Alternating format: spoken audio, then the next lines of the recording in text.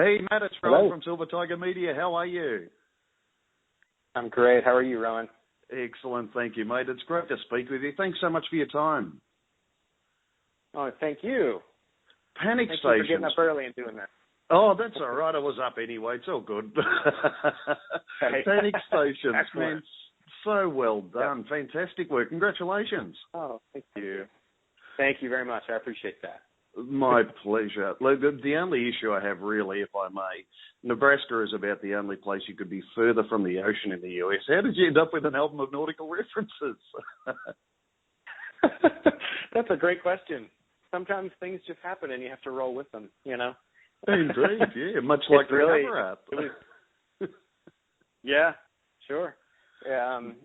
This just kind of came together, and a lot of times we end up with a group of songs, and then all of a sudden we're like, wait a minute, there's this theme running throughout, and it's just a subliminal thing, or subconscious, subliminal, I'm not sure, one of the two, but that we notice, after the fact. And we're like, okay, well, let's think about that and see if we can make the album, kind of coincide with that theme. So, indeed. Can you tell us a little about that central theme that developed through?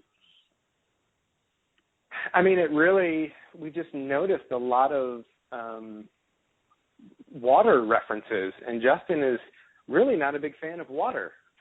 Right. Which is odd, I mean, he's sung about it in the past, being afraid of the ocean and this and that. And here we are. We have an album not centered around it, but it definitely flows throughout, no pun intended, this water theme. So, there's really not much I can say beyond that. Justin may have other things to say, of course, since he writes the lyrics, but, I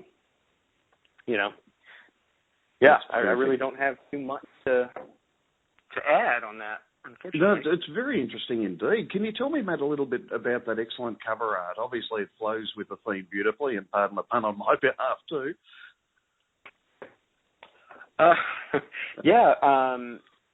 That our good friend Brad did that. It's beautiful. And Jesse, our keyboard player, actually was kind of the art director on the band side, and he worked with Brad very closely. And the two of them kind of came up with all of that. And again, it's not too much that I can say about it, but it makes me think of the different seasons. Each color photo, I don't know if you look at it, you can kind of feel, spring, winter, summer, fall kind of difference between each picture. Indeed, yeah.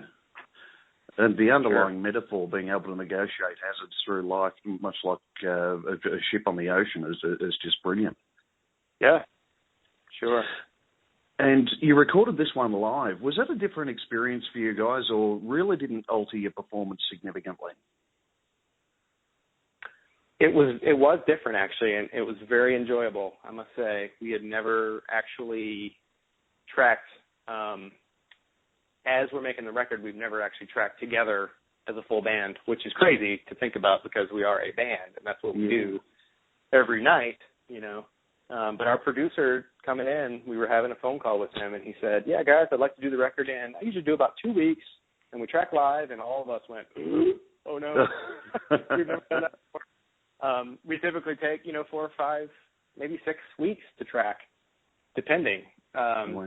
So this time it just really caused us to be very, very, very prepared on the pre-production side and the writing side, so that we could show up and know exactly what we wanted to do. And we did, and it was great.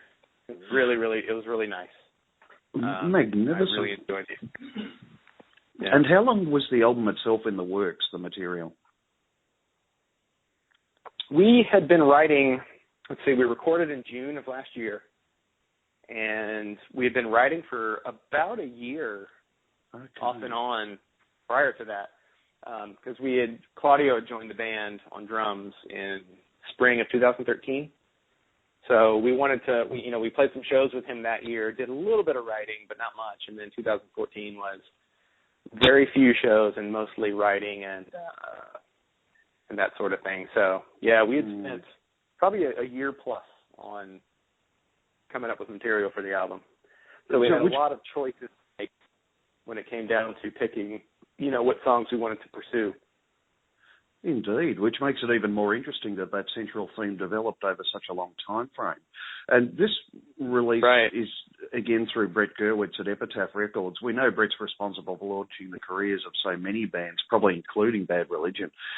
How important has Brett been to the development of Motion City Soundtrack? Well, Brett, I mean, without Brett, it's hard to say where we would be now, because he had emailed us back in 2002 out of nowhere. He found us on a website that was out there that used to just put up, it was basically our friend Kevin. He would put up bands of his friends and then say, hey, record people, check this stuff out. This is hot new stuff that nobody knows about. And Brett found it and immediately emailed us and said, I am your biggest new fan.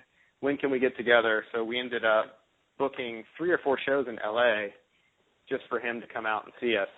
And so we met, toured the offices at Epitaph, and said immediately, this is the place for us. It feels like home already. So he's and the role he played in Commit This to Memory is just, you can't even measure. It was that was a tough time for our band personally. We were going through some stuff, and someone had to come out early to get some help. And he said, you can stay in my house. And really? He literally let the band stay in his house while we wrote the album, which was about 3 or 4 weeks, I believe. So for someone to say, hey, just come stay with me, here at my house, like, that's more than just a label president, that there's some serious, he really cared, and he always has really cared about our band. He always kind of felt like our big brother. Oh, wonderful. The cool older brother who's done it all, Indeed. He is such a fantastic guy, and he's such a shrewd operator and has such a great eye. It doesn't surprise me at all. And, of course, 2002 was the year that you started with the band. Were you very familiar with the group beforehand? I was, actually. I was in an old band that went on tour in 2000, and we met Motion City at one show, and we kept in touch. And our bands traded shows for for a while after that. So then my old band broke up, and the drummer from that band, Tony, joined Motion City. Right. And then I joined 6 months later. So basically, it's because of the history we had that Tony and I both ended up in the band. And it's a big question, but I have to ask you, how would you describe personally your journey with the band?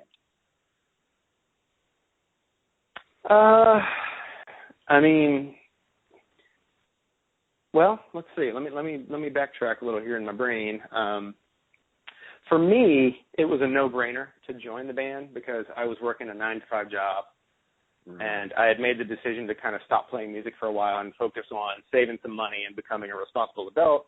And then I quickly learned that I hated that lifestyle. So when the opportunity came up for me to join, I didn't even bat an eye. I went in the next day and told my boss I was leaving. And next thing I knew, I was in a Toyota headed to Minneapolis. And it was really just the only thing I wanted to do was be in a van and be on the road. And that's the reason that I pretty much gave up everything that I had to do it.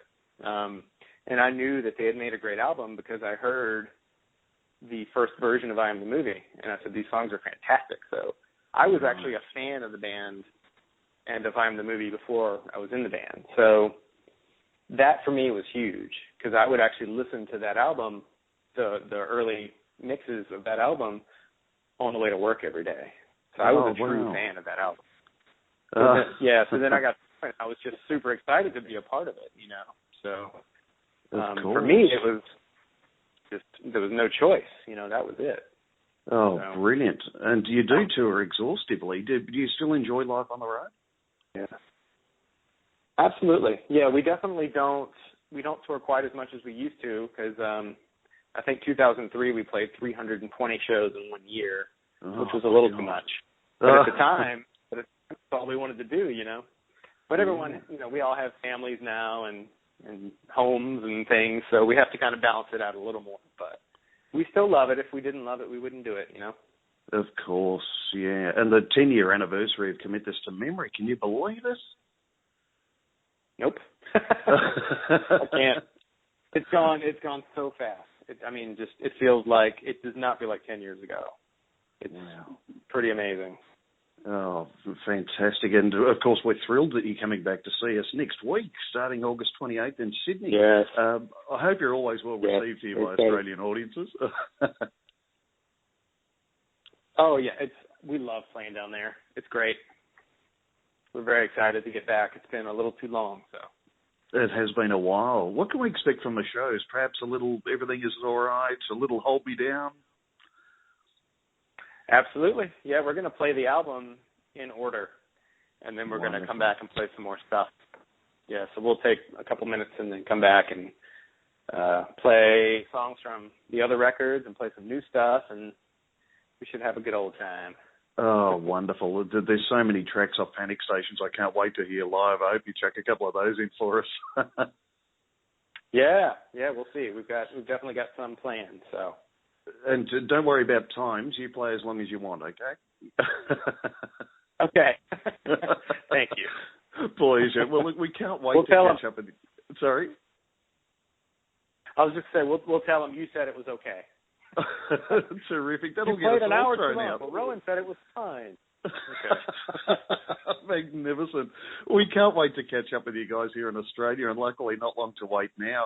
It's been a pleasure to speak with you, Matt, and thank you very much for your time. Same here. Thank you. Appreciate it. We'll see you soon. Pleasure indeed. Yes, we'll see you very shortly. Travel safe, my friend. Thank you very much. Have a good day. Bye-bye.